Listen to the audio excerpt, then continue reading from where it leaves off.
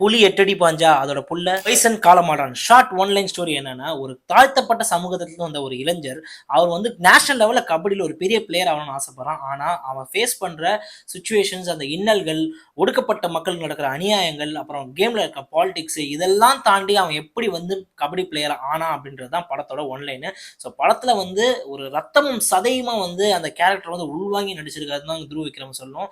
மாரி செல்வராஜ் அப்படி மோல்ட் பண்ணியிருக்காரு. எப்படி வந்து விக்ரம் வந்து எவ்வளவு மெனக்கெட்டு ஒரு விஷயம் பண்ணுவாரோ, துருவ் விக்ரம் ஒரு 200% வந்து இந்த படத்தை கொடுத்துருக்கான்னு சொல்லுவோம். அவ்வளவு மெனக்கெடல், அவ்வளவு உழைப்பு பார்க்கும்போதே தெரியுது. என் படத்துல ஹீரோ கேரக்டர் மட்டுமே எப்பயுமே ஸ்ட்ராங்கா இருக்காது. படத்துல காட்டுற புல் பூண்டு கூட வந்து அழகா காட்டணும்னு ஒரு ஸ்ட்ராங்கான கேரக்டர் எழுதணுன்ற மாதிரி பசுபதி, லால், அதே மாதிரி அமீர், அனுபமா இவங்களுக்குமே வந்து ஸ்ட்ராங்கான ஒரு கேரக்டரைசேஷன் மாரி செல்வராஜ் கொடுத்துருக்காரு. அதுதான் படத்தோட மிகப்பெரிய வெற்றி. வாட் அ மியூசிக் டைரக்டர் அப்படின்ற மாதிரி அவரோட ஒர்க் வந்து ஜெம் மாதிரி இருக்கு. இந்த படத்துக்கு துருவ் விக்ரமுக்கும் சரி, நிவாஸ் கே பிரசன்னாக்கும் சரி ஒரு நேஷனல் அவார்டை கண்டிப்பா கொடுத்துருங்கப்பா.